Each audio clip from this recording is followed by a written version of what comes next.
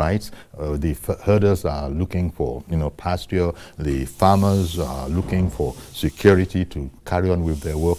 And you know the rest of the story. It's been going on like that. In fact, recently we've heard enough is enough. Now, what are the intelligence implications of all of this? Well, I think if we don't try to contain, restrict these activities, or probably restrict the theaters, we probably will have it going out of hand, and we might just be kissing our sovereignty goodbye.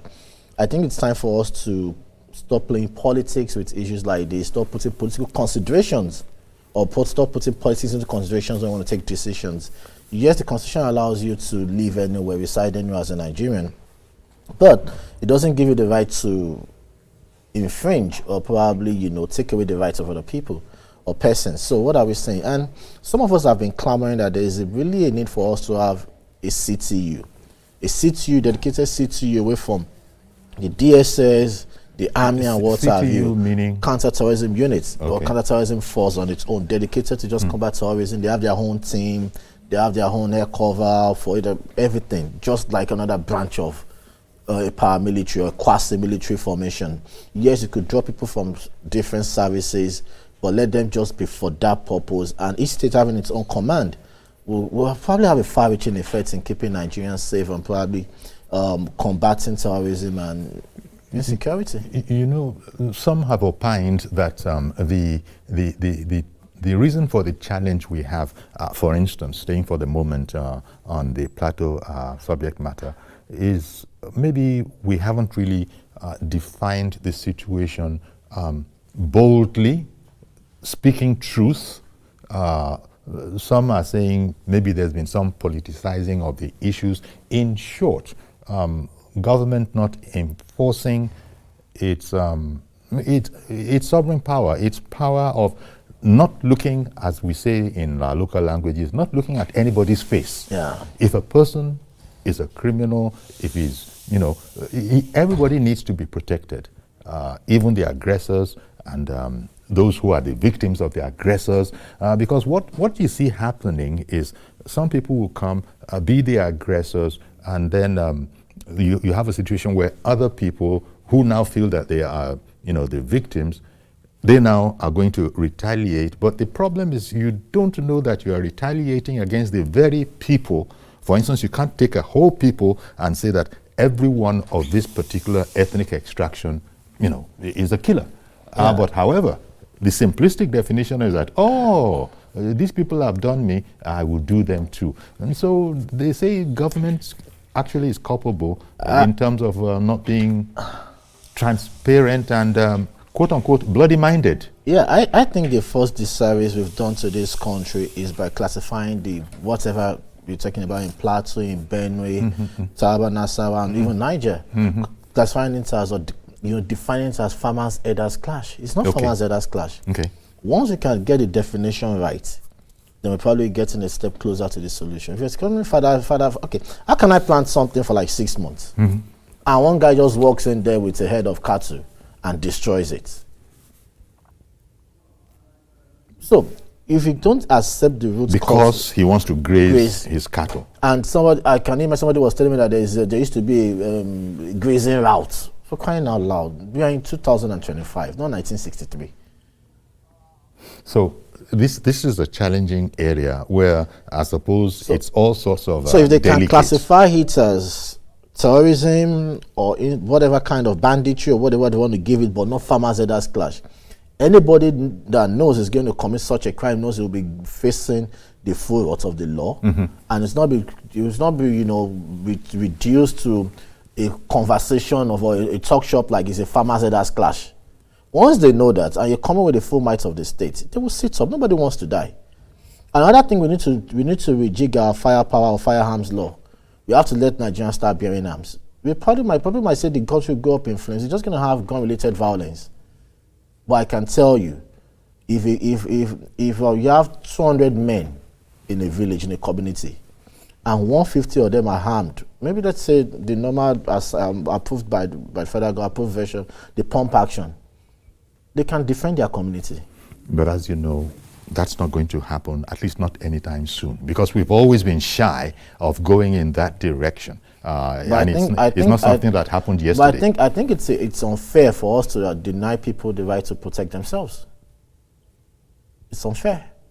Because the reason Plateau, Benue... That would simply be the beginning of people providing for themselves the security that the government should have provided for them. Because government oftentimes does not react fast enough. But sometimes the first responders to issues might just even be the community, communal efforts. Yeah. And whether we like it or not, we're under-policed. The last time, I think it's just now that I think they've upped the numbers of the personnel combined of the armed forces to like 500,000. I think at the time it was just around 250,000, Nigerian Navy, Army, and Air Force. We need at least 20,000 standing troops. Well, exactly. Here we are, we've been talking about these things. You started off by saying that, well, maybe you see some bright spots. It looks like there are very few. No, there are a lot. Okay. Let's talk about those. Let's talk about if we're looking at a scorecard, areas that are not as bad as others. For instance, one of the major things that the president said was this forest guard, announcement, setting up a forest guard. And then there are other people in society who have said that, well as that is, it's not really the answer to problems in that area. What say you in this regard? Well, it's if people say it's not an answer, let us try this and let it fail before we agree that it's not the right answer, because people might just be picking from their perspective and they might be wrong. Nobody has the absoluteness of correctness or accuracy on issues. Okay. We just promote or advance our arguments or narratives the best we can. That doesn't necessarily mean we are right. And that doesn't necessarily mean we have to admit that we are totally wrong. We have to just take you see, for some of us, it's just for the sake of the good of the country. And I've seen some improvements, whether we like it or not. I was, listening to the conversation we're going to talk about today, but I move around a lot. I see the improved welfare, the improved armament or arming of our armed forces. And it's a thing of, for some of us that have been clamoring for some things, and it's a thing of joy for me to say that, okay, the army is improving its own air wing. The Navy has its efficient air wing, a very impressive one. And everybody's trying to have the special ops, special elite team on the forces, and it's something to be proud of. And that with time, if you can just get it right with the DSS, the police, and maybe some other internal security arrangements organizations, we'll be fine. Since I sort of anchored this at the beginning on, and I, refer to you as an independent intelligence analyst. Look, even before we go into the waterways, it'll be interesting. I wanted you to sort of look at the role of intelligence generally. You see, intelligence, on a simplistic level, will be all about giving us the advantage of foreknowledge. People that are not publishing their intentions. There are some professionals whose job it is to dig out those things even before they happen. What would be your assessment of the quality and the role of intelligence in our society here? The basic and the most crucial form of intelligence in any kind of war, either covert or overt, asymmetrical or symmetrical warfare, is humans, and that's human intelligence. But one thing I can tell you for free is we don't get enough humans in Nigeria, and especially when you look at the battle against or the fight against terror in Northeast and Northwest. We need to do more, because I think the citizens of the people, those people there, are torn between pledging their allegiance to the bandits or terrorists that seems to be the other government, but closer to them, or than the federal government. But the federal government with some rights. Why? Because they are the one on ground. They are the one that has foot on ground. They are the one controlling things. But I think with massive, one key thing the government can do to help it gain enough or more humans is probably when it rolls out some social security programs or policies, and when you cushion the effects of the economic hardship on people. You're implying that those who are close to the theaters are intimidated by, obviously, by the sheer overriding. That's one. But people have also said that because of the way, never mind how Nigeria was, the West African coast was divided up along the line, that there are sort of connections, family connections, relations. There are, I think President Buhari who was. So he has nephews and whatever. Yes, he has relatives in Niger. I am bold to say that, and sometimes some of our time I get so critical of some persons that have occupied the office of the National Security Advisor. Mm-hmm. And I'm bold to say this on international TV because TVC is international, not national. If you place the map of the whole Kanemi Empire on present-day Africa, it reveals to you the theaters of conflict in Africa. So that takes you to the ideology, that takes you to the motive, that takes you to the conquest. Once you can identify that, then you can start working in fighting or taking it on. You place the old Kanemi map on Africa, it leads you from Cameroon and terminates in Libya. The northern part of Cameroon is in crisis, Chad is in crisis, Nigeria is in crisis, Borno, whatever. It leads you to Niger, Mali, and hence Libya. So where does that leave us in Nigeria? So that leaves the National Security Agency and National Security Advisor to start plotting the maps, drawing the maps and getting the coordinates to know, okay, this is what is happening. Let's now study the ideology. Let's study the ideology of the whole Kanemi Empire. What are you trying to bring into the new modern day Africa? What do we have to stop it? What can we do to stop it? What can we do to combat it? And so all of this is going to factor in when you want to prepare a scorecard in terms of how well have you done in securing citizens of the Federal Republic, wherever they may be. And we'll get it right. Trust me. At least this is a free expo to work with. Okay, if you say so. Okay, let's look at the Navy in particular. Maybe we've been benefiting from the work of the Navy, but not many people actually figure in the Navy, as important as they are. The boots on the ground usually are worn by the Army. And so those are the people that people are familiar with and you see them. The Navy, it's not so easy to see them in operation, apart from, even if you see their air, you might probably even confuse it for Air Force. Oh, for you, straight away, you go. You say the Army has its own air wing, the Navy has its own air wing.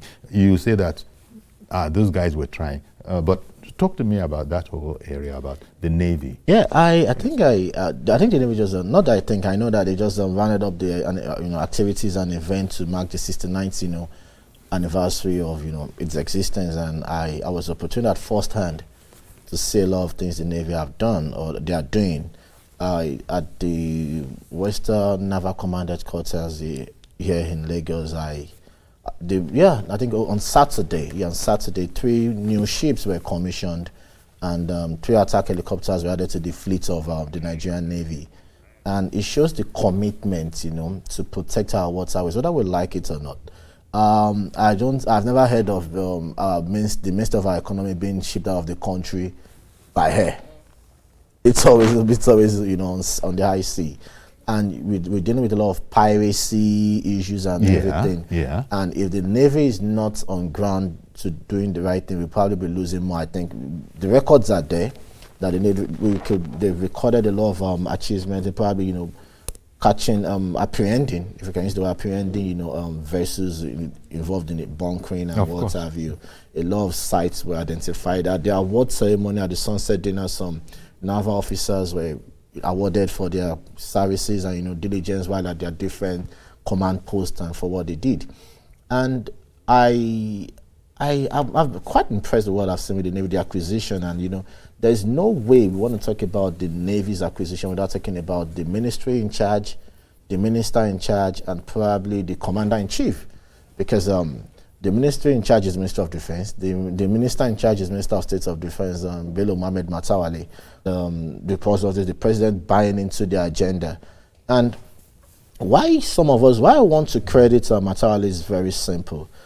In the military, there's something called scope paper. The scope paper is a draft of everything you need. Everything you need, from the boots, the jackets, the jackknives, and everything. And for quite a period of time, some of us were complaining that those drafting the scope paper for Nigeria, especially the DHQ, were probably doing something wrong. Maybe they were just jumping, maybe running ahead of them, because most of the things they were buying were not needed. An instance is the Tucano jets. Okay. We're fighting. There was a lot of noise about the Tucano jets. We're fighting an asymmetrical warfare within, urban settlements. It's not easy to deploy fighter jets, but it's a lot easier to deploy attack helicopters. Well, those ones, as you know, there have been, I think, one or two unfortunate incidents, friendly fire incidents. Yeah, but these days you probably see. I saw Augustas being displayed. I saw everything, and the Navy too now has they just commissioned the special hubs, like the elite team, what you could say the SEAL, American Navy SEAL, and what have you.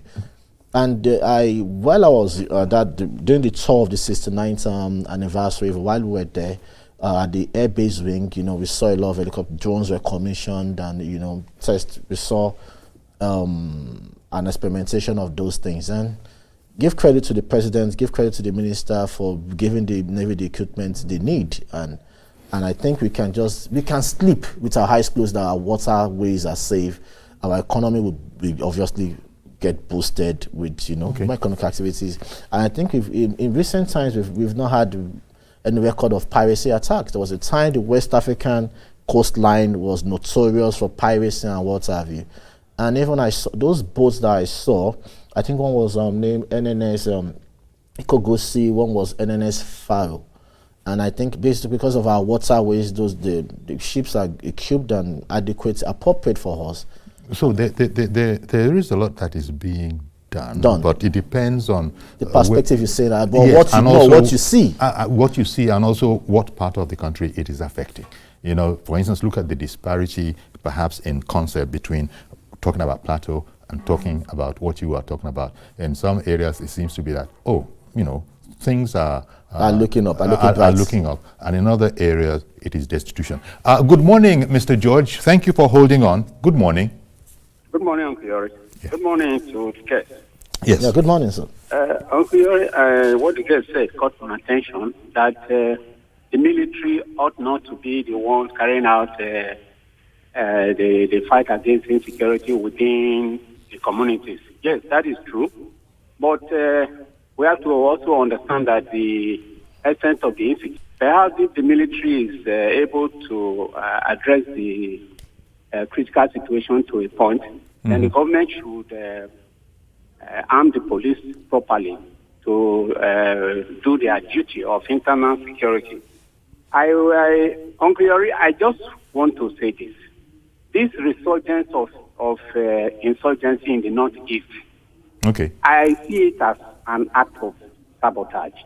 The military has already done it, and for more than 2 years, they had conquered the place, so to speak. All of a sudden, because people are now talking of elections, you now see a resurgence. I want to urge the NSA to investigate who is responsible for this and bring those people to book. We were told some time ago, Uncle Yori, that there is an investigation and people were found to be funding the Boko Haram insurgents. That list should be revisited. It's not everything people will just do in this country and get away with it. If the gentleman there was a spokesman for the Navy, I would have asked him about this oil testing. The Navy, I was told, were complaining that a private security outfit is now helping to protect our oil wells. But we are seeing results from this company. Before they came in, the oil theft was so high, we were not able to produce more than 1.2, sometimes under 1 million barrels in a day. And now they are about 1.8 since the security outfit came in. So where do we go from there? Okay, thank you. Thank you very much for calling. Yeah, I think okay. Now let me respond to him one by one after the other. There were a number of issues in there. Yeah, he said maybe he didn't mention Tantinta by name, but Yeah, but I think the first thing he said was the army being on ground and they should deal with it and what have you.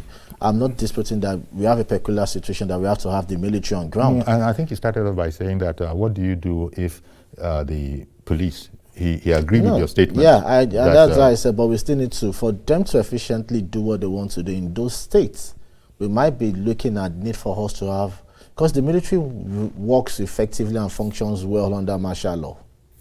That's the truth. Restriction of movement, suspension of civil liberties, and what have you. Are you ready for such? No.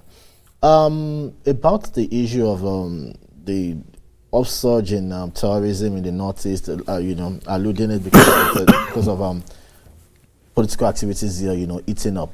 I think it's not totally accurate, and it's not totally inaccurate as well. But let's take some steps back. Before 2015, from the presidency, the administration of former Goodluck Jonathan, through the recruitment, the services of the mercenaries recruited, have dealt with Boko Haram, that it could give them a success rate of 70%. I don't know if that for ego tripping or for whatsoever reason, and we brought about that wrong decision to terminate that contract. That was one reason that brought us to where we are. The second thing was there was a lot of inaccuracy in the report of Boko Haram, the activities during the 8-year rule or tenure of former President Muhammadu Buhari, for obvious reasons. It was their man in power. It should be painted bad. And I was wondering why Governor Zulum of Borno State has found his voice all of a sudden. Because in his first 4 years of President Muhammadu Buhari, he was blaming everybody except Buhari. In fact, there was a time he was taking on the army. And you ask yourself, why this insincerity now? That is that. And I think about the private security you spoke about, and sometimes there are some contractual obligations that shouldn't be terminated, and that's probably will amount to the non-kinetic approach in securing the Niger Delta and the economic base or reserve of the country. Since it's achieving the results as we speak, fine. But I know the private security is not equipped enough to overstep its bounds, or probably look up the Navy high to and tell the Navy to back down. I don't say that, and I don't believe. Not this Navy. No, but was he not implying on that caller? Was he not implying that? But it's working. But I don't think it's just the. I don't think that these private security outfits are actually working, are getting results that are different from when they weren't. No, but it would be a deliberate misinformation to push that, because they cannot do that alone. No. Without collaborative efforts and submissive or total submission to the superiority and powers and of the authority of the Navy. There was even an incident, if you recall, when ships were, rogue ships were blown up. Yeah. And then there were outcries about. So you begin to look, are they friends or foes? Why are people lamenting assets of aggressors being totally wiped out? Till Nigerians and most, especially in a democracy, we used to showboating. Let me see the face, let me know the hand, let me see the hand behind it. But sometimes when it comes to security and national security issues and what have you, you don't even know the people. Once the threat has been neutralized, you move on. Now, I don't know if, there are those who are still saying that is, what you've just said is the way it should be. But is that the way we go, where we don't even need to look at the face? If the act is illegal, if it is criminal, it doesn't matter whether you are one or the other ethnic extraction. The law will deal with you. Yes. And if you don't do it that way, then you're just going to be compounding the problem. Yeah, sure. And that's the way it should be sometimes. But that's not the way it has always been, some are suggesting. But I think, and it's fair enough to say this about this present administration, why a lot of people might find out, we might not like his face or what the government is doing. I think they've demonstrated the willpower, the political conviction, and the will to want to deal with every act of criminality as an act of criminality, not an act of tribal, agitation or ethnic agitation. I want to give it to them. And funny enough, I had this, because of the agitations and the chasm along ethnic lines and everything, I still laugh at Nigerians how we think we are divided. When we look at the military, I see a united front. Yeah, they are disciplined. I see a united front. Well, they are disciplined, but people have complained about the makeup of the military until now. until this administration. In fact, if you were to look at the mix of the whole security infrastructure, there are a lot of people who are saying it's a lot better balanced now than it used to be in the past. Sure. And even the comradeship among these people, these officers, it's infectious. You just want to be like them. You just want to, and if Nigerians could approach or probably adopt such mentality, we'll go a long way. Well, trust me. All right, we'll take a break now. Do stay with us, and where we lost a call, please do keep trying. We'll take a quick break now. We'll be right back. Do stay with us.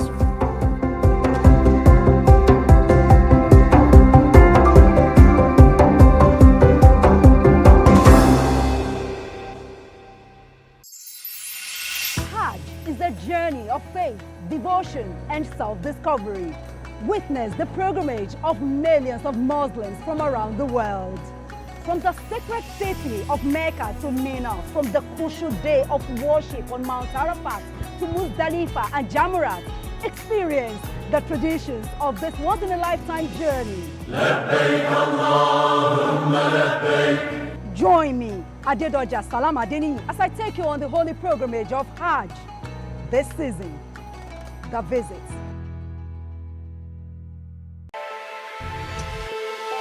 Every weekday on Business Nigeria, we uncover the secrets of the financial world. We analyze the stock market, shares, bonds, and the thrilling world of cryptocurrency. Facts matter. Our team dives deep to separate facts from popular opinion. We simplify complex government policies as it impacts your everyday life, helping you navigate the ever-changing financial landscape. Watch Business Nigeria every weekday at 2 p.m. only on TVC News. First with breaking news.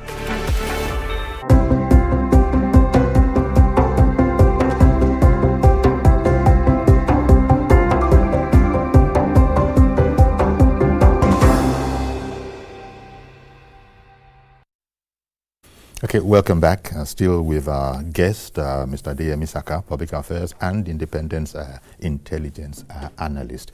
We started out trying, it's such a big subject, Nigeria's security architecture, with varying results from place to place. But we did start off, even though we've touched on one or two other places, looking at the Navy, for instance.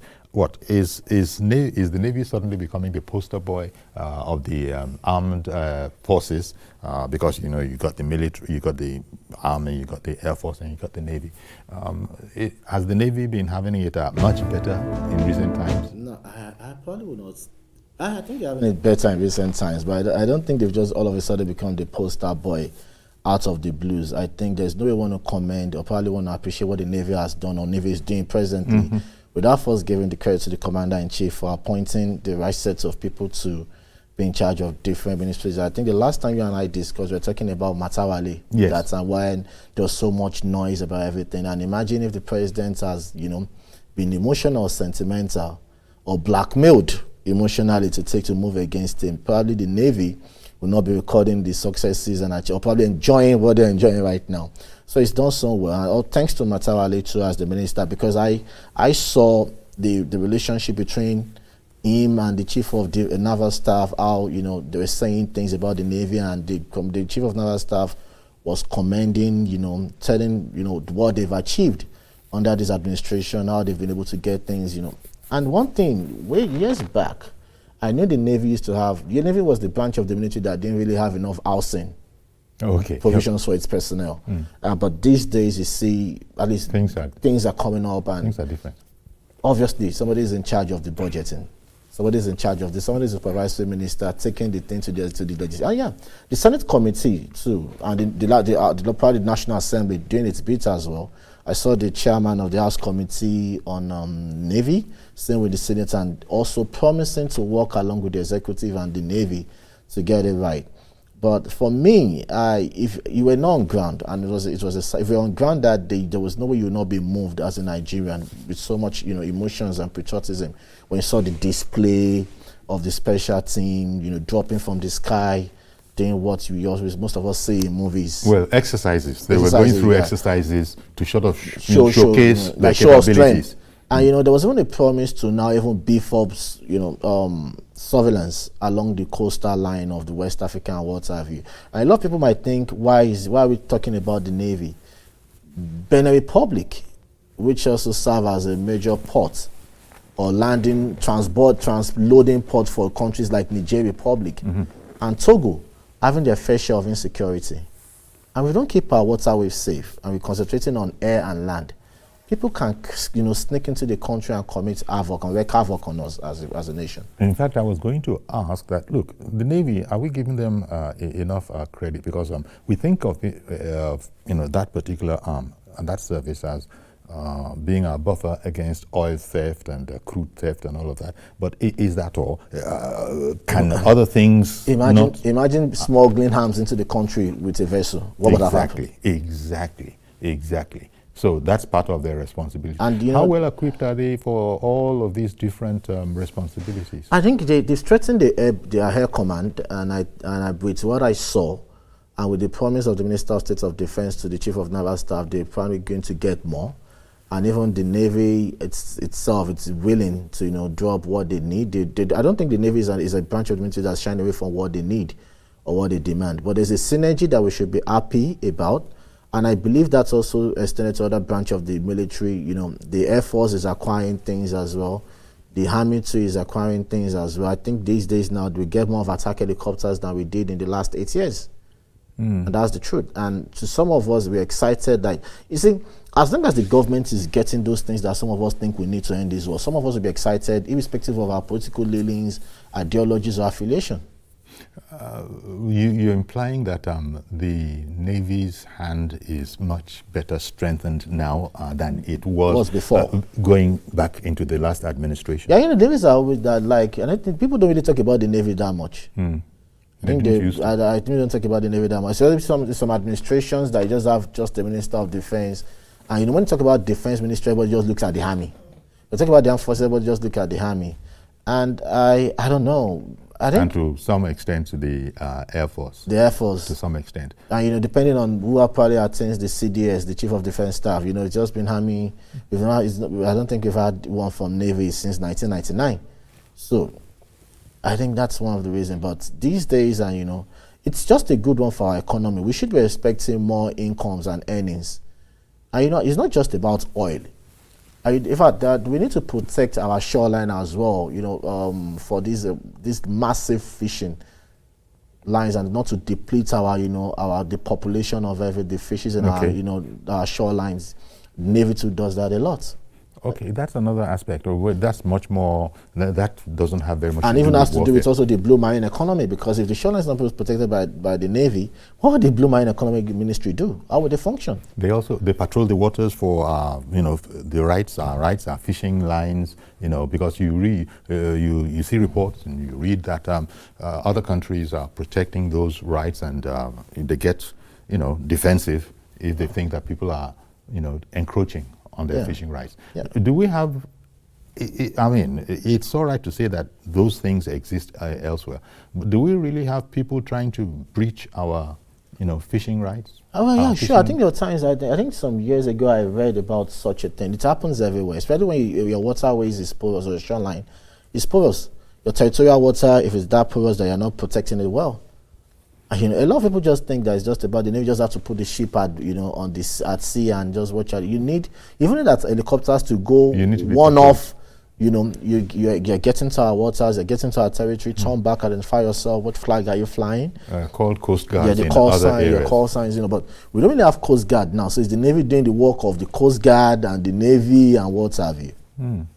Which, of course, goes back to the funding that you were talking about. Yeah. Because if you don't have that, then you can't do all that you are able to do. And so you're implying that, again, they've been better enabled. Yeah, they're better enabled. And all through budgetary. And, you know, for me, and I'm both to say this, I think this sets of defense, ministers of defense, have done well since we've had the 90s. Even when we had former ex-servicemen or senior, you know, retired some military officers as Minister of Defense, I think they just get there. They get there with that attitude like, yes, I'm one of you, I know this more than you guys do. But I think these men here, from the Badaru to Matawale, I think they're doing well for defense ministry as a whole. I'm serious, and we've not had it this good in Nigeria since 1999. Yeah. Okay. Mr. Latoye is on the line. Good morning. Morning. Okay, thank you. Thank you for calling in. Uncle Yours. Good morning, sir. Morning, I'm talking from Lekki here. Okay, that's good. Okay. Yeah. Yeah, it's good. The Navy is doing a great job, but the federal government should not forget that we need to ensure that the police, the Marine Police, which actually came into being even before the Navy, is not forgotten. We need to equip our Navy, actually, we need to equip our Marine Police so that they'll be able to do the domestic protection of our waters, and then the Navy will be able to do the right one on the high seas. Okay. So, increasing the powers of the Marine Police will help Nigeria in protecting our shores. Thank you very much. Thank you very much for calling in with that particular point. I think that should be. I think that was something that the Ministry of Police Affairs and the Federal Inland Waterways have to work out, because it's the Federal Inland Waterways that is in charge of the littoral waters across the country. And I think with that, the Marine Police is just an offshoot of the Nigerian police. Exactly. I was going to say it's under the Inspector General of Police, but as the gentleman said, right, yeah, they are doing more of the domestic one, maybe the high seas. Yeah, they will not probably have the equipment and the vessels or the boats to get in there. But with the collaboration of Federal Inland Waterways and the Nigerian Police and Ministry of Police Affairs, they could do that and they'll get it done. Not many people understand the work of the Marine Police. Maybe they think of them as a sort of a soft force that might be totally wrong, busy protecting, boat clubs and yacht owners and that kind of a thing. Surely that can't be the limit of. I think now, expanding minority based on his question, I think the Marine Police could just serve as the replica or a semblance of the Coast Guard. Okay. Yeah, I think they probably want to do that, and I think funny enough, we have a lot of inland waterways that needs to be manned. I was going to say that needs to be manned. You could move from Lekki to Ikorodu. From Ikorodu, you can find yourself in Ijebu. From Ijebu, you can find yourself in Ondo. From Ondo, you're already in Rivers, Port Harcourt, because of the connectivity. So I think we need to start looking at that to keep Nigeria safe. And that caller was, contributing that actually the naval police predate, the Marine Police. The Marine Police. I beg your pardon. The Marine Police. I probably would need to confirm that, because the Navy is 69 years old. So the Marine Police, I'll need to get confirmation about that. Okay. Elder David, good morning to you, sir, in Alimosho. Good morning, sir Yori. Good morning. Thank you for calling in. Go ahead, please. Thank you very much, sir. The scoreboard of our president is fantastic. We are not talking politics. We are talking of what the country wants. Anyway, we thank God, because the foundation I have laid now, by the grace of God, with patience, between now and December, since we take another turn. Those who are gathering under the name of, they want to form under, they are just wasting their time, because we already know them. They cannot do anything, because the president have meant well for this country. All those things we are seeing are physical, and it's not to everywhere. Whether at the local government level, at the state level, and others. And you look at another thing I want to tell you, Yori, you will work and retire from where you are. I'm a pensioner, 750-something billion. May God bless him. That the old men will not just die because Obasanjo and Atiku create all those problems for us, and they refuse to pay us. But now this man, even looking at the old age, even the youth themselves are very happy. They are making education free now. They are not happy about it. Okay, look at the technical schools, the same thing. What do we want to talk about? For only 2 years, this man have done that, and in second for 2 years has superseded that of the PDP for 16 years. God will bless every man of us. God will bless Nigeria. And those who actually believe in him, God will bless them. Those who are against him, well, the devil will take care of them. Thank you. Thank you very much, Elder David. I was just dreading that you were going to go there. But Elder David should take a chill pill. It's a multi-party representative democracy. People are free to align, along political. Yeah, but he's unstinting in his commendation. He should just be generous enough to allow people to consider people have the right to be on the other side. Yeah, of course. He knows. He himself knows, but he seems to be celebrating the fact that look, he particularized that as an elder, I know what is going on now, and I know what I've experienced in the PDP era, even in the Buhari era, and here we are now. So he's unstinting in his praise. But I understand that you might think that I hope you're not being a bit too enthusiastic about this whole matter. No. For him, he's a Nigerian, and that's the way he's saying it, and he's saying it from his perspective. He's narrating things from his perspective. Do you see it any differently, by the way? Yeah. Well, like we and I started off on how we saw the mixed, results when it comes to security. So, sometimes some things about you're excited about some things and you're not excited about some things, but that doesn't mean for some of us it's about the country surviving. When President Muhammadu Buhari got into power, some of us felt if he missed it and he probably loses it, then the country is in crisis. So for us, it's not about who is there, who is not there. It's about the country. For everybody that has been following me, I've been friends with her off social media and on real life, and particularly about national security. Okay, there are a lot of people who are going to disagree with you that it's not about who is there. It makes the whole difference who happens to be there. No, it makes a whole world of difference. For me, it's not about who is there. It's about who is doing what I'm passionate about. And for me, it's about keeping Nigeria safe. And I'll not be surprised with the defense ministry we have, with the defense minister we have, and probably the Navy. I won't be surprised if the next 2-3 years under this administration, we're probably thinking of either acquiring a submarine or probably even trying to build one. They are that audacious. Ambitious. Oh, why not? And just by the way, since you mentioned it and you know about these matters, Nigeria doesn't have its own submarine. I don't think even if we do, it's still classified. We don't even know. But then again, no. Ima in Lekki, good morning to you, sir. Good morning. How are you today, sir? Very well, thank you. Please go ahead. Yeah, I want to respond to what the immediate caller just said. Sure. Go ahead, please. Please, if he is enjoying the government, we who are salary earners are not in any way enjoying this government. If your salary cannot afford what you need to eat throughout the month, somebody who is, look at the inflation rate, look at what you use to buy things, items, and the rest of them. Where on earth is this done? This man has not increased anybody's salary. The 70,000 naira is saying it's just nothing to write home about. Nothing. We are getting nothing. Nobody is getting anything. But it's a great increase. Sorry, sir. Whereas I'm not disagreeing with you, it is a great increase from where it was before. When compared to what the price of items in those and the price of items now, I got you. An ordinary Indomie or this thing is about 1,500 naira when it was sold for 200-300 naira before. I consider that point. How would you tell me this man is doing very, very well? In fact, poor performance. All right. That's all I have to say. I just want to respond to what the man said. We who are salary earners are not. Okay. Thank you very much. That is Emma in Lekki responding to Elder David in Alimosho, who is a pensioner. And, Emma is a salaried worker.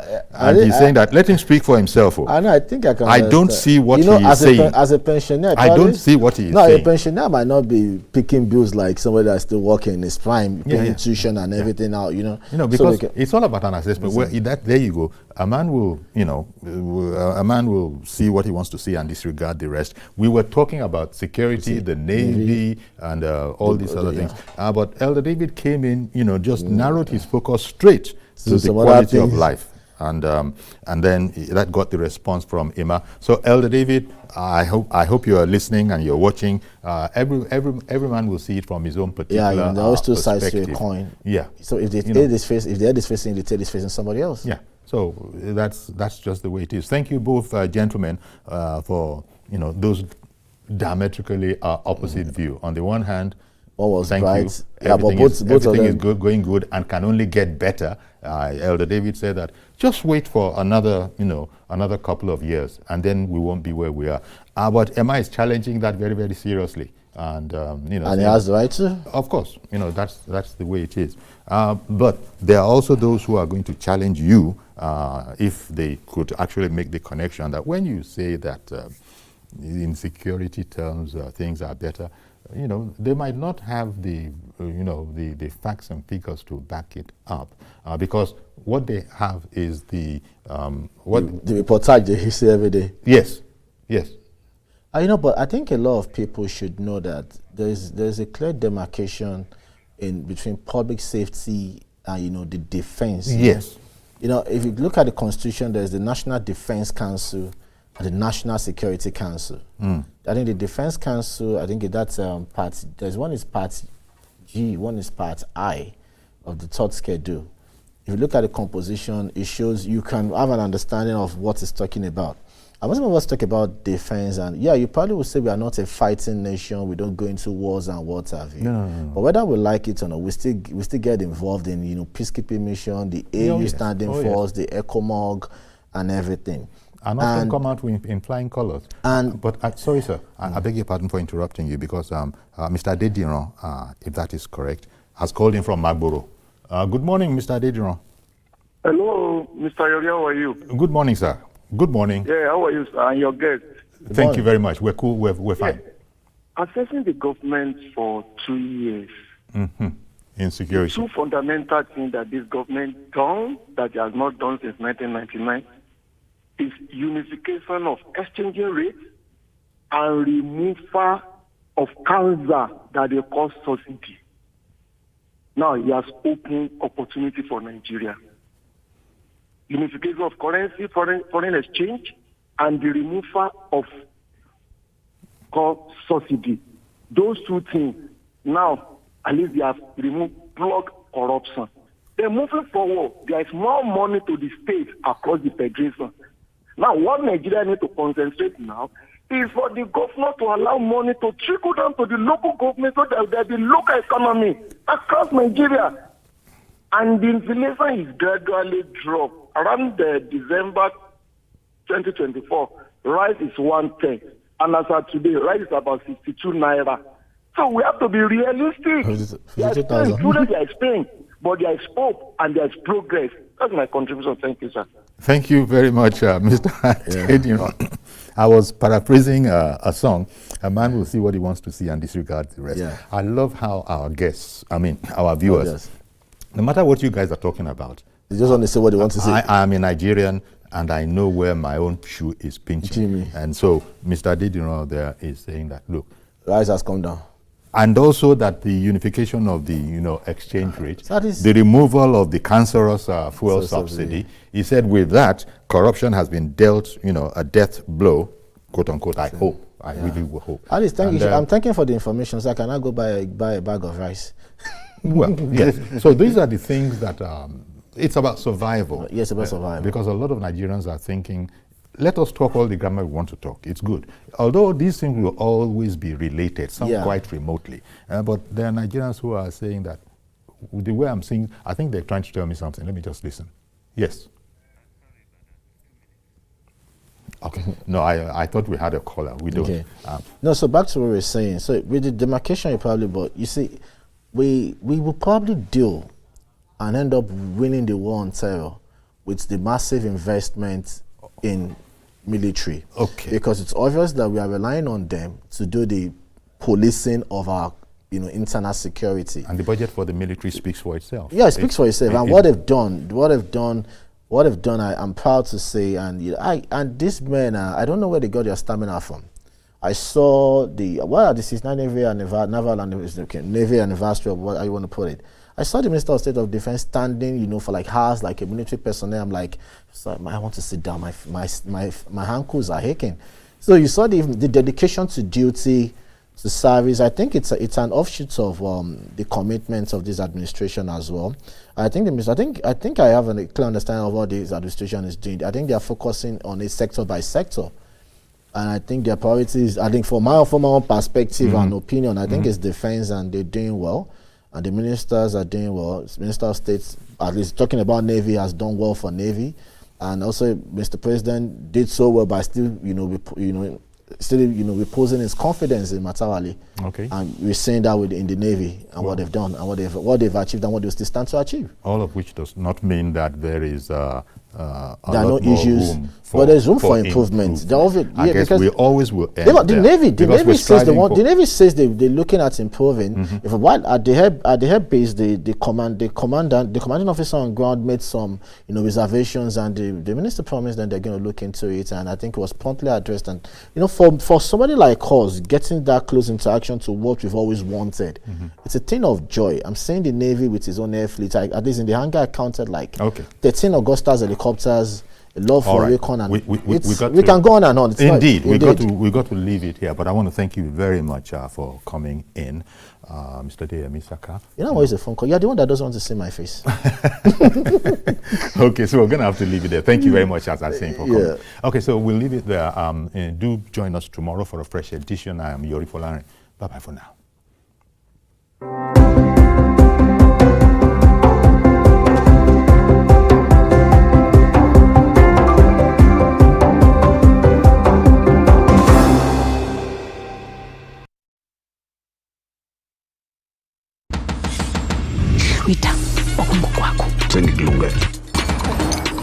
What are we looking at?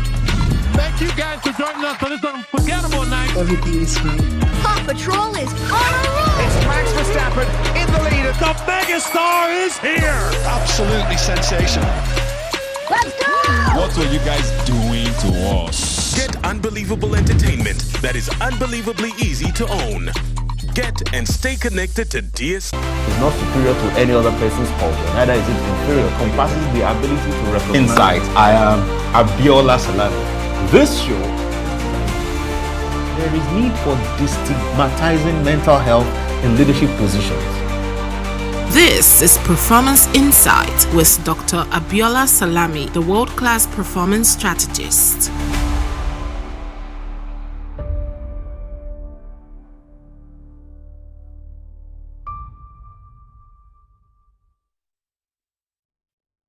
Good morning, Marina Station and all the passengers. Efficient, it's comfortable. This development will go a long way in reducing congestion and emission. The trains are a long-term solution to Lagos traffic challenges. This is where we take the final, decisions on policies, programs of government. I will have to ensure that, the narration of Lagos as a PLC is taken very, very seriously. This is a major pedestrian bridge linking Oyinbo here to Apapa Road over there. With this overpass, we are providing what we call permanent solutions.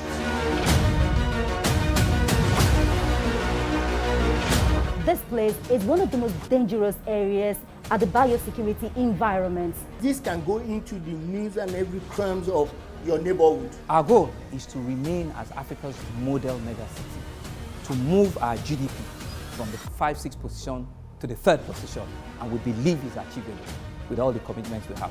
Explore the city of Lagos, where dreams are made and possibilities are endless.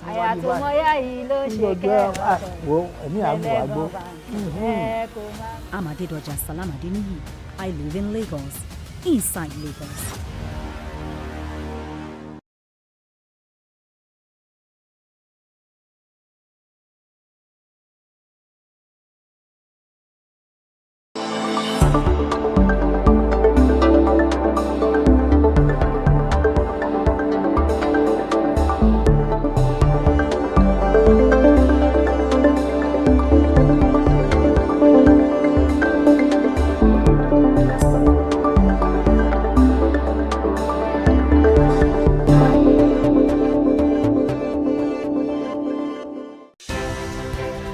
TVC News, wherever the big news story is happening, we're geared up to break it. TVC.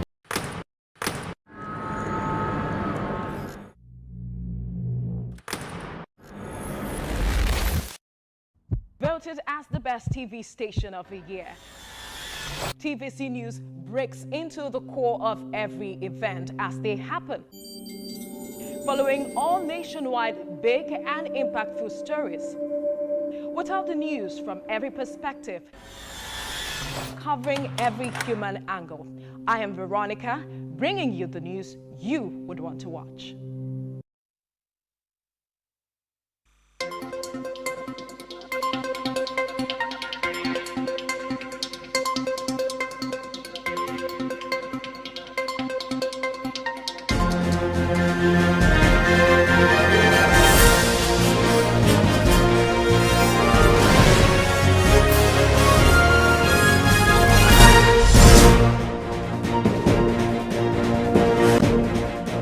Welcome. This is TVC Midday News. We start off in Benue State, where Governor Hyacinth Alia has confirmed the death of 23 persons in Gwe West and Apa local government areas. Governor Alia confirmed the killings after a meeting with security chiefs in the state, and he says the government has directed movement of joint security operations into the areas. The latest attacks come shortly after some communities in Gwe West were attacked, leading to the death of 42 persons. We had some horrible attacks again in Apa local government and Gwe West. It started with the Gwe West. Before midnight, the attackers were repelled, but then much afterwards again, they came back in larger numbers. So I'm just coming out from a meeting with the security heads in the state, the military, the police, the civil defense, and the DSS, and all the security advisors. So they've been directed to move immediately to the two local governments. In Zamfara State, the Nigerian Air Force has carried out a successful air operation, killing more than 20 armed terrorists and destroying over 21 motorcycles used by the suspects. Spokesman for the Air Force, Air Commodore Ehime Ejodame, mentioned that the operation, which took place in Maru local government area, was in response to intelligence reports of an imminent attack on local communities. The terrorists were reportedly planning to launch a large-scale assault and had already killed some farmers and abducted residents, including women and children. Now, away from security, let's turn attention now to Niger State, where it's 6 days after the flood in Mokwa, and the search for over 100 missing persons continues. The stench of decomposing bodies buried under the rubble now permeates the air in the community, causing fears of a possible disease outbreak. Achenemi Bamiyi reports. The death toll from the Mokwa flood continues to rise, with over 100 persons still missing. The air is now filled with a stench believed to be from decomposing bodies buried beneath the rubble. This is a sharp reflection of the scale of tragedy. Here, rescue teams are battling to repair this damaged bridge, one of the many pieces of infrastructure still hanging on after being hit by the force of flood waters. In the early hours of Monday, survivors gathered once again, hoping to receive updates, expecting that more bodies might be recovered. Among them is Abdurazak Yakubu, the only surviving member of his family. 9 relatives swept away by the flood. So far, only one body has been found. "I am truly depressed with what happened," he said. "I just have to take it.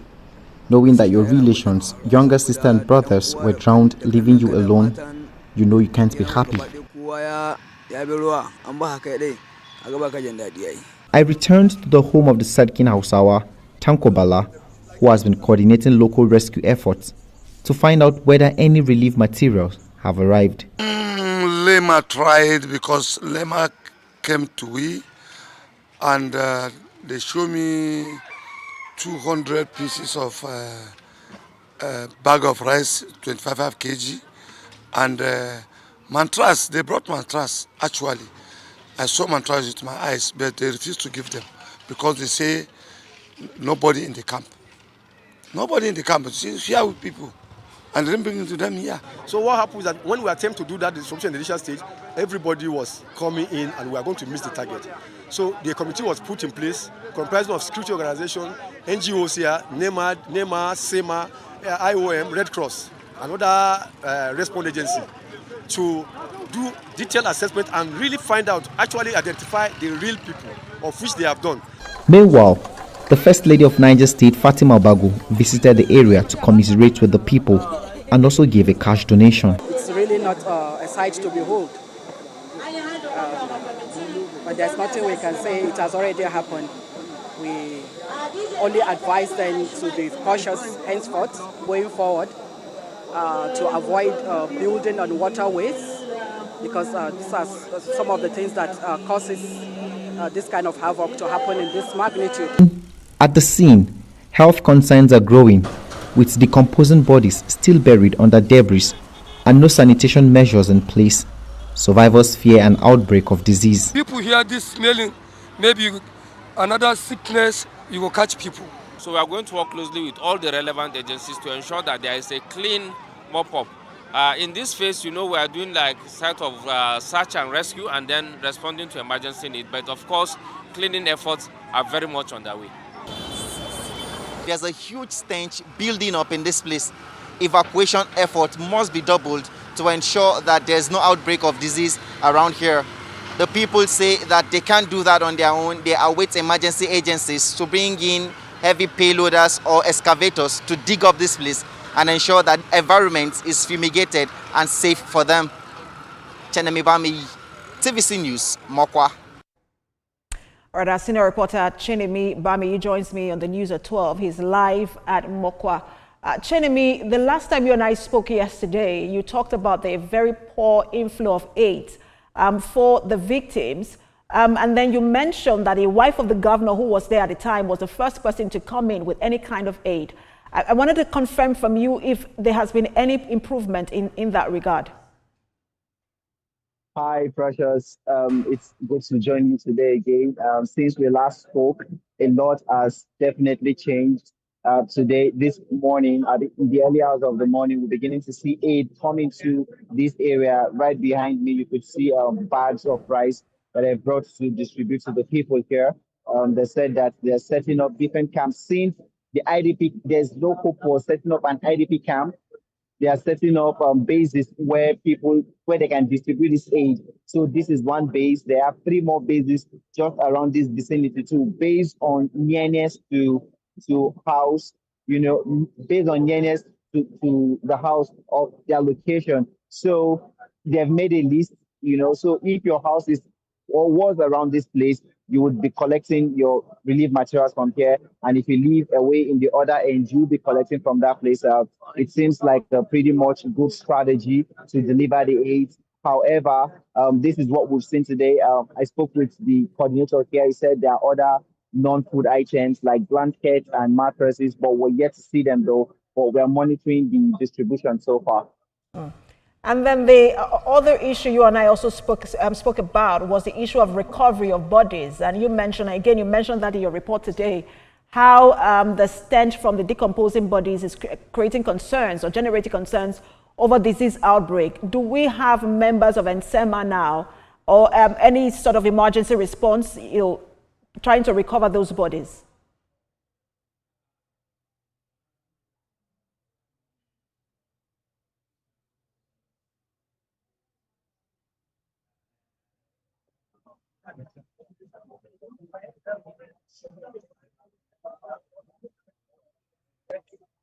Actually, I was asking you about the bodies. You had mentioned that they were decomposing and creating concerns over disease outbreak. If there is any sort of effort today to recover those bodies.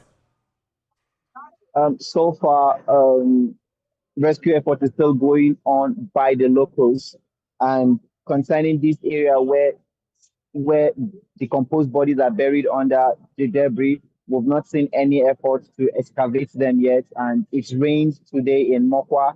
And, you know, the water will still move through the same direction, which makes it quite it makes it harmful, you know, as the water moves from here to other neighborhoods, because it's definitely going to be washing the field underneath the ground into other areas. So it's important that excavation should begin. We've not seen that going on here. We expect that it will begin, but we've not seen anything like that happening today.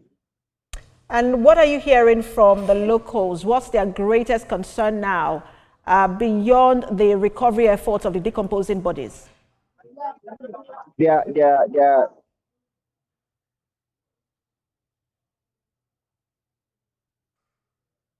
Any form of shelter.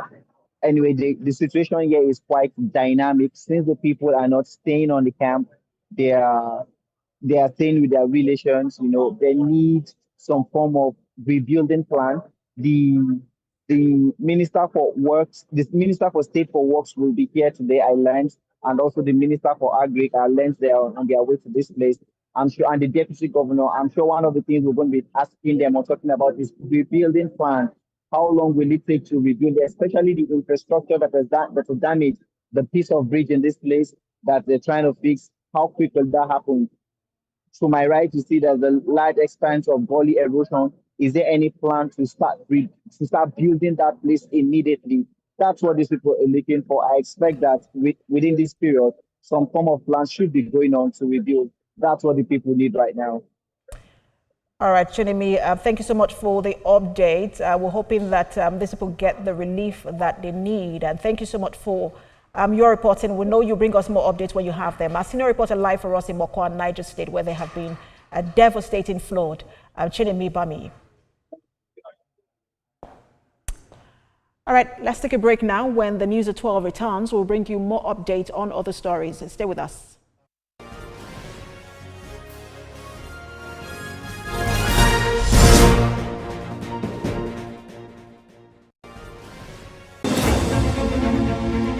Meet Benga Oreshegun, a fearless voice and an advocate for the truth. He's bringing fresh energy and bold insights to journalists' Hangout.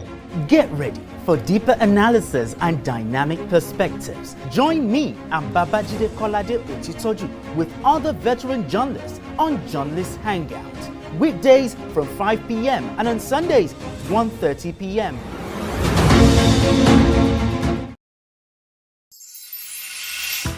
Is a journey of faith, devotion, and self-discovery. Witness the pilgrimage of millions of Muslims from around the world. From the sacred city of Mecca to Mina, from the crucial day of worship on Mount Arafat to Muzdalifah and Jamarat, experience the traditions of this once-in-a-lifetime journey. Labbaik Allahumma labbaik. Join me, Adedoja Salam Adeni, as I take you on the holy pilgrimage of Hajj. This season, The Visit.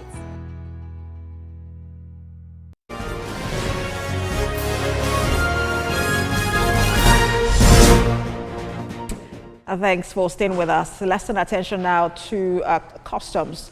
The Comptroller General of Customs, Bashir Adeniyi, has announced a seizure of petroleum products and vehicles valued at more than 63 million naira during a 5-week special operation in Adamawa State. The operation, codenamed Whirlwind, was conducted by the Nigeria Customs Service across border communities in the state. Senior reporter Wolabi Adenusi filed in this report. A special task force of the Nigeria Customs Service are intensifying efforts to combat smuggling activities in the northeast region. Their latest seizure of contraband underscores the success of their operations.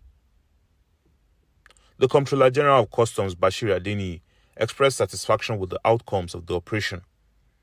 He was represented by the National Coordinator of the operation, Assistant Comptroller General H.K. Ejibunu. We appeal to the border community leaders and youth leaders to continue to educate their wards, subjects on the negative effects of smuggling activities on the nation's economy and security. I want to inform you that this fight is against illegal oil marketers and economic saboteurs, as Nigeria Customs Service is fully committed to facilitate legitimate trade as contained in NCS Act 2023. ACG Ejibunu stated that the operations have significantly curtailed smuggling in the region, with the seized petroleum products and vehicles having a total duty paid value of 63,046,750 naira. He stated that the smugglers fled upon sighting the enforcement team, abandoning their consignment in the bid to evade arrest. According to him, the operation aligns with the federal government's commitment to energy and food security under President Bola Tinubu's administration. It is important to note that our goal of suppressing smuggling activities in this zone had yielded a huge success within the reporting period of 5 weeks.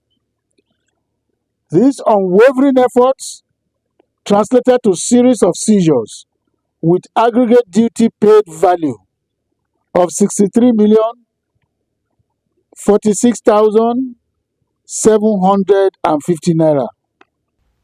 Items confiscated include 1,959 jerry cans of petrol, equivalent to nearly 49,000 litres, and 5 vehicles used for transporting the smuggled fuel. The seizures occurred along unapproved border routes including Dasin Fufure, Belel Farang, Mubi Sahuda, Meha, and Gire Wuro Boki.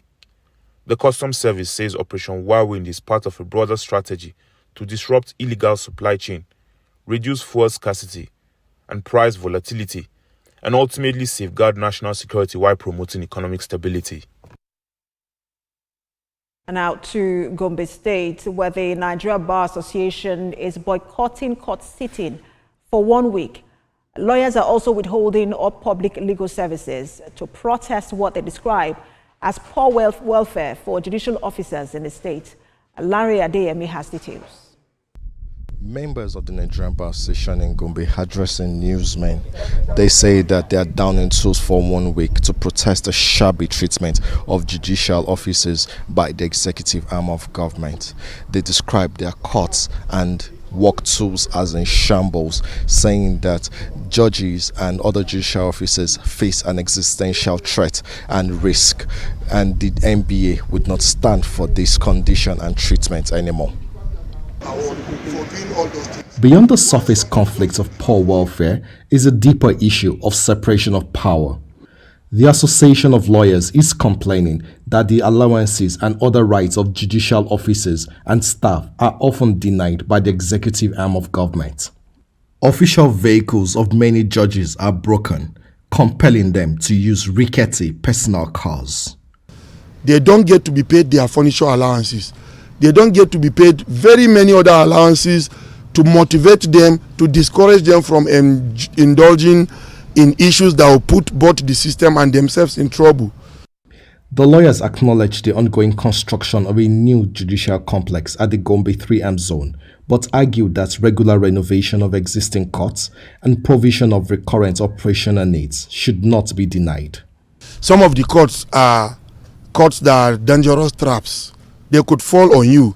You know, mud buildings that were constructed before some of us were born. They are the courts some of these people sit in. They move from Gombe Metropolis to go 150 kilometers to sit because there is no accommodation for them. We have argued severally about the underfunding of the judiciary. Gombe State, among the 6 northeastern states, is the least funded.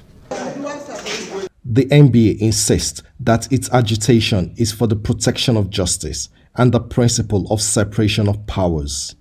The State Commissioner for Justice declined comment. Landry Adeyemi, TVC News, Gombe.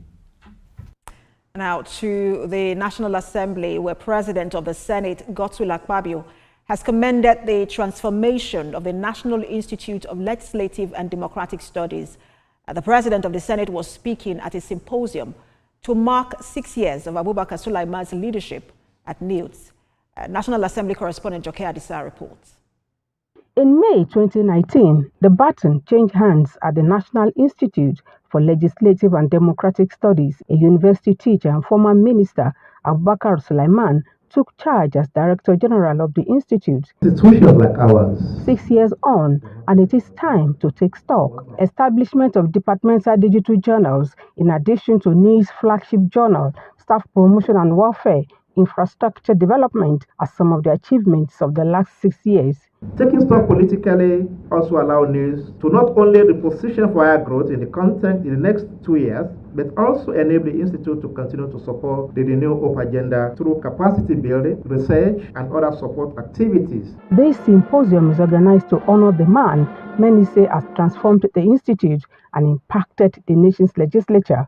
President of the Senate, here represented by Senator Victor Ume, acknowledges the giant strides of the Abubakar Sulaiman-led leadership. The purpose of setting up this institute is very well realized under his leadership. Keynote speaker Linus Okore underscores the dire need for transformational leadership in every strata of governance. This time requires visionary and transformational leadership. It includes the capacity to turning all of these challenges into super realities. The civil society community seeks the intervention of the Institute in charting an intellectual solution to what it calls indiscriminate defection of politicians from political parties. People contest for office based on certain platforms and people give them the trust. And the Supreme Court has said that votes in an election belong to a party. Shouldn't those individuals vacate those particular seats? The man who is the signature of all eyes here is grateful for the honor and privilege. He promises to continue to lead the Institute to greater heights. Every attempt must be made to ensure that this institute survives. High point of the symposium is the inauguration of NIC's Journal on Law Review and the cutting of a cake in honor of the Director General. Mr. Sulaiman's second term of 4 years in office expires in May 2027. Joke Yadsa, TVC News, Abuja. All right, let's turn attention to politics. The All Progressives Congress governorship candidate in Anambra State says he's confident the party is well positioned to win the forthcoming election. Nicholas Ukachukwu was speaking at a meeting to fine-tune strategies ahead of the November election. Senior reporter Bamidele Ajayi has details. The road to November 8th Anambra governorship election is becoming clearer as candidates of various political parties traverse the length and breadth of the state to sell their manifestos to the people.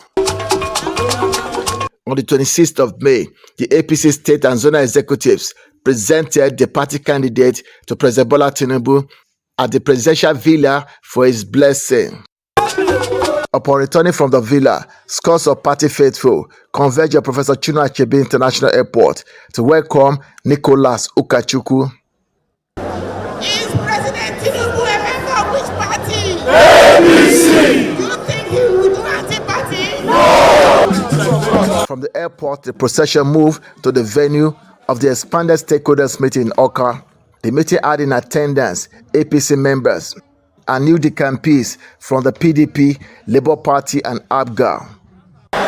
In his address to party members, Ukachukwu used the opportunity to clear the air, emphasizing that APC is not in alliance with any political party in the state.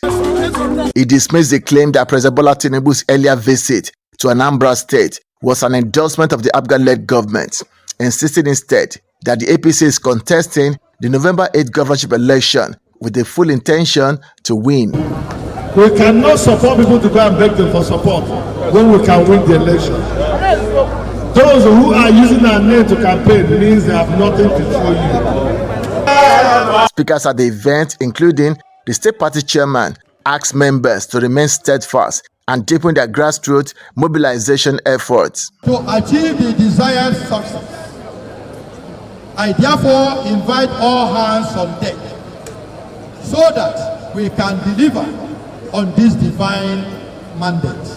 And I believe that APC will enter government house Anambra. The stakeholders meeting also featured a formal endorsement of President Bola Tinubu for 2027 election, the unveiling of Senator Uche Ekunife as running mate, the official reception of new decampees into APC, and a Thanksgiving service held at the Catholic Cathedral in Onitsha to pray for the party's success at the poll.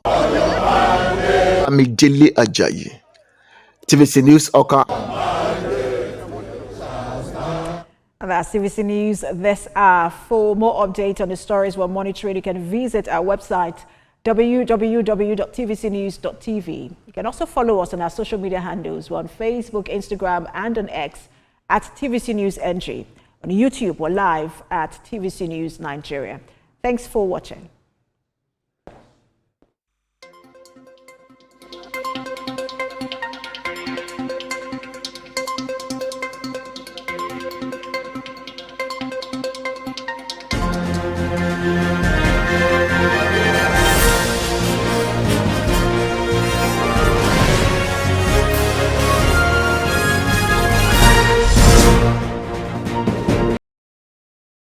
I'm Nifemi Oguntoye, news anchor with TVC News. My day is usually busy and it's difficult keeping up with breaking news stories, trending stories, business news, stock exchange and what have you. But with TVC News on WhatsApp, I'm able to catch up with all the breaking news, real-time updates and trending stories on the go, right on my phone, no matter where I am. It's quick, easy and always on. And here you can join us by scanning the QR code or using the link on our X and Instagram. Why wait? Come to the side of news that keeps you ahead. TVC News, first with breaking news.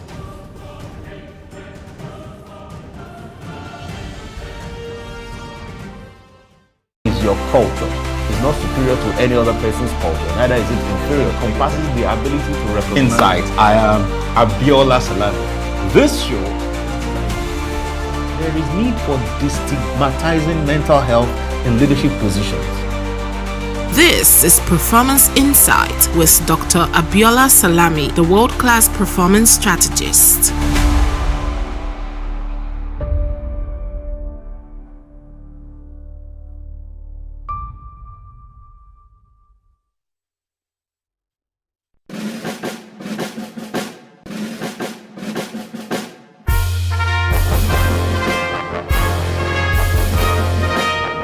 Trade, security, revenue.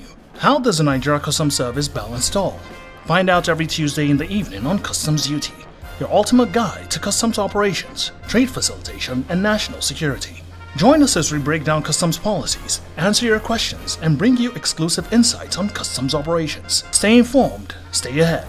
Customs Duty, every Tuesday at 6:30 in the evening, only on TVC.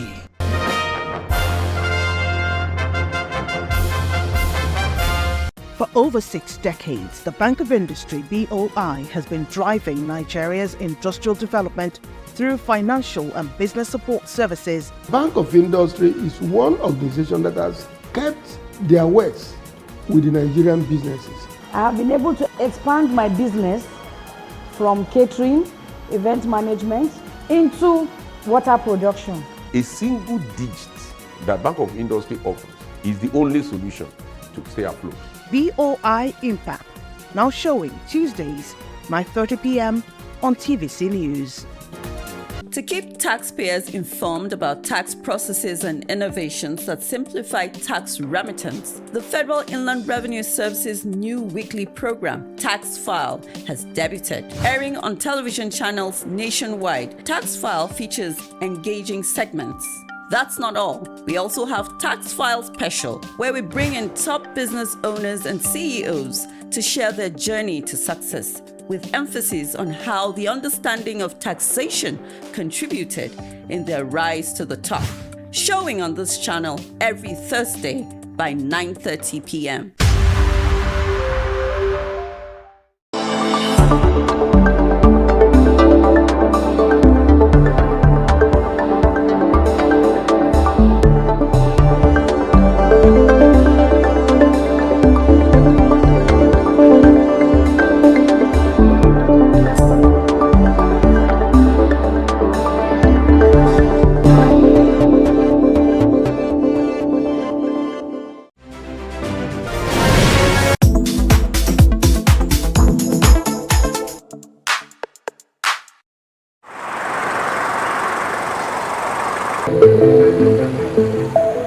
Never experienced anything remotely so cataclysmic.